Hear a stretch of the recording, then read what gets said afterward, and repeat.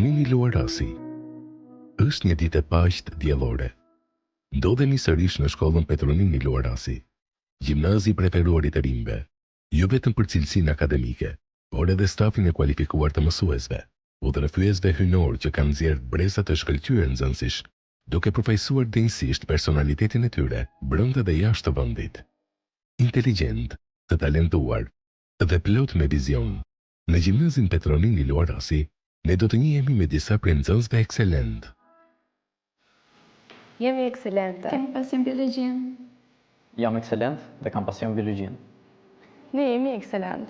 Pasioni ymë është fizika. Edhe unë jam ekselente dhe pasioni im është piktura. Unë jam ekselent dhe pasioni im është matematika. Jam ekselente dhe pasioni im është programimi. Jam ekselent, pasioni im është historia. Por nga i gjithë ky grup nxënësish të shkëlqyer, ne me kamerën tonë kemi ardhur t'i bëjmë intervistë një prej nxënësve ekselent, Arbës, për të njohur vlerat akademike, talentet dhe botën e saj. Arba Ahmataj, 17 vjeç, nga Tirana, studion në klasën e 12, e vlerësuar me rezultate maksimale. Një nxënëse e shkëlqyer në veprimtarinë mësimore dhe kulturore, e pasur me botë dhe vizion. Pasionet e saj janë leximi i librave, filozofia dhe piktura. Por pasioni më i madh është fusha e inteligjencës artificiale. Motoja e saj, vullneti, është e vetmja gjë që më ndan nga ajo që dëshiroj.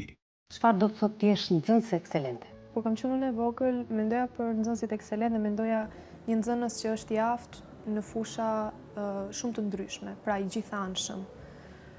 Ditët e sotme ndoshta është bërë pak më e lehtë, pra të jesh nxënës ekselent është më e bëshme. Nuk është diçka e pamundur, sepse mësuesit kanë filluar që të jenë më bashkëpunues, janë më tolerant në kuptimin e mirë të fjalës, kështu që për mua të jesh nxënës ekselente është të jesh një nxënës i dedikuar, i cili është bashkëpunues me mësuesit dhe ja del që të marrë rezultate të mira. Cilat nga lëndët shkollore të pëlqen më shumë? Një lëndë që mua më duket shumë interesante është matematika, duke qenë se mjafton që të kesh një bazë të fortë nga nënvjeçarja dhe çdo informacion i ri, çdo dije e re duket sikur përputhet dhe merr kuptim me një herë. Pastaj nga ana tjetër edhe lëndët si letërsia më pëlqejnë shumë. Është një lëndë ku mund të bie në kontakt me anën më emocionale, më artistike të vetes time dhe mund të shprehem më lirshëm. Si ka qenë fëmijëria tënde, në një kujtim që ti mban mend? Fëmijëria ime ka qenë e ndarë midis dy qyteteve, duke qenë se deri në klasën e 7 kam jetuar në Vlorë dhe më pas u transferuam në Tiranë. Kujtimet i kam shumë të bukura, qoftë me familjen, me dy motrat dhe vllajën e vogël, qoftë me shokët dhe shoqjet e fëmijërisë, me të cilët mbaj akoma lidhje shumë të forta. Sigurisht që nuk mund të ngelet pa përmendur deti, kam një lidhje shumë të fortë me detin, madje edhe kur pikturoj gjithmonë kthehem mbrapsht te deti. Kështu që po, kujtimet i kam shumë të bukura. Një gjë është e sigurt që puzzle-llat nuk i kam pasur fare qef, që është pak ironike duke marrë parasysh që dua të vazhdoj për teknologjinë, por do përmendja ndoshta videolojrat që kam pas luajtur me shokët e klasës. A lexoni libra? Cilët do të veçoni? Është pak e vështirë që të zgjedhësh një, po në qoftë se do më duhej që të veçoja një shkrimtar, për shembull, do veçoja Khaled Hosseini, shpresoj që a thash emrin saktë. Është një shkrimtar afgan, njihet kryesisht për librin Gjotari i balonave, por më kanë pëlqyer shumë edhe librat edhe Malet Oshtin, edhe Një midjej vezullues. Pasi flasin për tema të rënda, por që duhen diskutuar, dhe për një vajzë adoleshente të lexosh për vuajtjet e vajzave në Afgan, mua më kanë shijuar shumë si libra dhe më kanë lënë bresa. Një personazh që më ka ngelur në mendje është Laila, nga libri Një midjej vezullues. Është një vajzë që kalon tragjedi të madhe duke qenë se humbet familjen dhe ndonë se ishte rritur në një shtëpi shumë progresive, me ide shumë të zhvilluara përparimtare, përballet me një jetë shumë të vështirë, por në fund ja del që të lidhet me dashurinë e jetës së saj dhe të kalojë një jetë që i shkonte përshtat mënyrës se si e kishte rritur familja. Si e përshkruan adoleshencën tënde? Adoleshenca është një periudhë ndryshimi. Do me thënë, adoleshenca ime duket sikur çdo 5 muaj e shikoja jetën time ndryshe.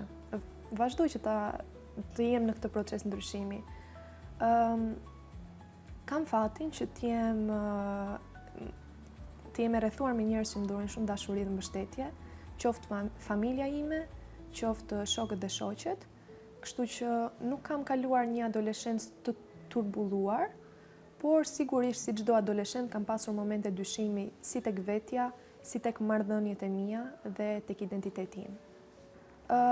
Mendoj se kryesorja është të komunikosh me tjerët, me njerëzit tu të afërt, por edhe të reflektosh me veten, duke qenë se në fundit janë ndjesitë e mia, është përvoja ime në këtë jetë, kështu që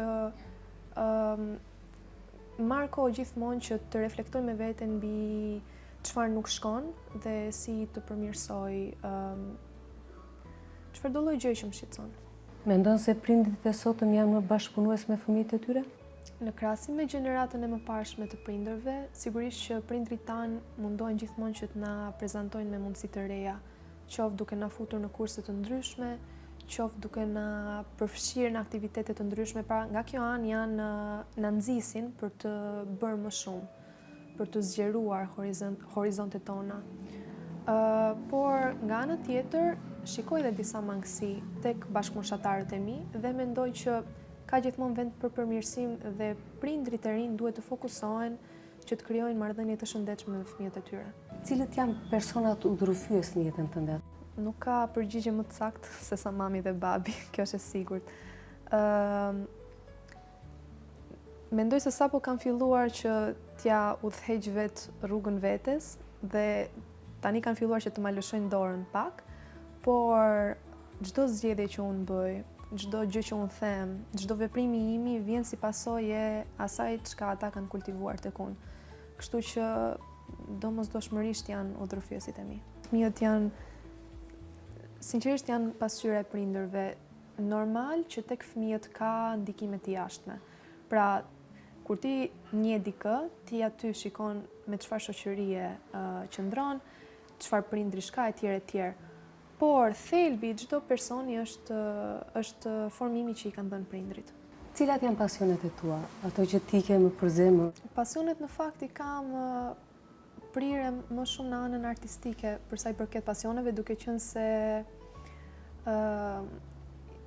pra e kam fjalën për pikturën, kaloj shumë kohë duke pikturuar kur kam një periudhë të ngarkuar psikologjikisht, duke qenë se është një veprimtari që realisht më relakson trurin.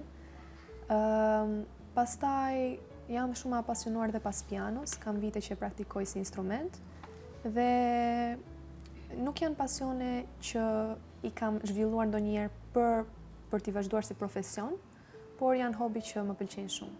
Flasim për botën e bukur shpirtërore. Çdo të thotë jesh njeri i bukur shpirtërisht. Mendoj se çdo njeri ka një ide të ndryshme në lidhje me pyetjen që sapo më bëre.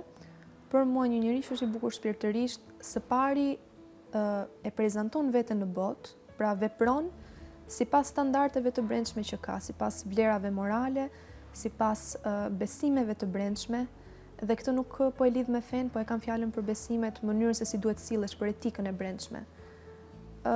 Mua më duket një gjë, domethënë është një gjë që e vlerësoj shumë kur takoj dikë që sillet në mënyrë të chilltër, sillet është i dashur, shpërndan dashuri me tjerët, dhe për mua të jesh i pasur shpirtërisht domethënë të jesh i lumtur dhe të shpërndash mirësi tek tjerët. Më folët për një pasion tuaj për inteligjencën artificiale dhe kishit fituar edhe një çmim. Mund të më flisni pak më shumë rreth çmimit edhe pasionit tuaj? Pasioni im ka filluar që më herët, por nuk mund ta quaja pasion deri vitin e kaluar, kur mora pjesë në projektin AI for Youth, që u zhvillua në shkollën tonë. Dhe pas një trajnimi të gjatë një vjeçar, duhej që të nxjerrim një projekt, një produkt. Kështu që vendosëm që të bënim një projekt, të cilin e quajtëm EID, i cili kishte të bënte me identifikimin e nxënësve në klasë dhe marrjen e apelit në mënyrë automatike, që t'ja hiqte si barë mësuesit. Me anë të këtij projekti më pas, morëm pjesë në një konkurs që quhej Global AI Changemakers, që zhvilloi nga kompania Intel, ishte një konkurs botëror ku fituam vendin e parë në rang kombëtar. Pra prezantuam Shqipërinë. Sado që isha shumë krenare për projektin dhe do me thënë ishte një punë e cila e përfaqësonte më së miri idenë dhe dedikimin e skuadrës time, prap se prap u befasuam, nuk e prisnim dhe na është bërë jashtëzakonisht shumë qefi. Si e kaloni kohën e lirë? Këto kohët e fundit jam munduar që kohën e lirë ta shfrytëzoj për të shijuar çdo moment me familjen, pasi kam 2 motra dhe vllajën e vogël dhe dua që të kaloj sa më shumë kohë që mundem me ta. Si ndikon mirësia tek njeriu? Mendoj se mirësia është ngjitse, pra mund ta shpërndash mjaft thjesht të tjerët, vetëm duke qenë një njeri i lumtur me veten tënde dhe dashamirës, mundesh që t'i përmirësosh ditën dhe të tjerëve. Sa mundem edhe unë, duke qenë se e konsideroj veten deri diku njeri solar, mundohem që të shpërndaj mirësi dhe pozitivitet tek njerëzit rreth meje. Ke shoqe të ngushta, besoj? Shok, shoqe. Më veçoj njërin prej tyre dhe më përshkruaj si i ke marrëdhëniet me të. Po nuk e veçova, do më shaj, kështu që duhet se s'bën që të veçoj Tean. Tea shoqja ime e ngushtë, është një njeri shumë pozitiv dhe në çdo moment të bën që të qeshësh. Është në fakt nuk është shoqe që e kam nga fillorja, e kam takuar kur sapo u shpërngula në Tiranë, por kemi krijuar një lloj shoqërie që të ngrej moralin në çdo moment. Për herë të parë jemi takuar në klasë të 7 sepse ishim në të njëjtën klasë në shkollën e Di Durham dhe kemi pasur fatin që të ishim gjithmonë bashkë deri ditët e sotme, duke qenë se erdhëm bashkë në Petronin, por në vit të tretë u desh që të ndaheshim, nga që Tea do që të vazhdoj për mjeksi. Edhe vitin tjetër do duhet të ndahemi duke qenë se ajo do të vazhdoj në Itali, unë kam dëshirë që të vazhdoj në Holland studimet e larta, por është një njeri shumë solar, është një njeri që të dhuron dashuri pa kufi dhe jam shumë falenderuese që e kam prezente në jetën time. Si do ta shpjegoni thënien gur bëhet kalaja? Shpreha për mendimin tim ka të bëjë me vendosmërinë, me durimin e dikujt. Pra, ndonë se për të arritur një synim tonin, hapat mund të duken si të vegjël dhe ndoshta duket sikur nuk e arritur asnjë gjë brenda ditës. Prap, çdo hap që ne hedhim ka rëndësinë e vet për të arritur tek synimi përfundimtar. Kështu që duhet të jemi të duruar dhe të kemi vullnetin për të vazhduar. Arba, si e imagjinon të ardhmen tënde? E ardhmja është diçka që unë e imagjinoj shumë shpesh, duke qenë se më emocionon pa mas dhe më jep atë shtysën që më nevojitet për të studiuar, për të vazhduar, për të ecur përpara. E imagjinoj veten në Holland, duke studiuar për bachelor për data science. Shpresoj, duke qenë se Holanda është vend shumë internacional, me njerëz nga gjithë bota, shpresoj që të gjend njerëz që më përshtaten me interesat e mia, që mendojnë botën siç e mendoj unë. Dhe synimi kryesor është që të jem e lumtur dhe e përmbushur me vetveten. Çfarë duhet të bëjnë të rinjt sot për të qenë të suksesshëm? Suksesi është subjektiv. Do me thënë, ke shumë të rinj që kur i pyet çfarë do me thënë të jesh i suksesshëm, thonë të kesh para. Për mua nuk është të jesh i suksesshëm, nuk do me thënë të kesh para, do me thënë që ta kalosh jetën duke u marrë me diçka që ty ta pasionon dhe që ti mendon se është e vlefshme në këtë botë. Për mua, teknologjia dhe përdorimi i teknologjisë për mirë, pra për të ndihmuar mjedisin, për të ndihmuar shëndetësinë etj, është diçka e vlefshme, kështu që unë synoj që të vazhdoj të studioj për këtë gjë. Dhe kjo është ajo që do me thënë sukses për mua, kështu që mendoj thjesht ki vullnetin për të vazhduar ato që të pëlqen.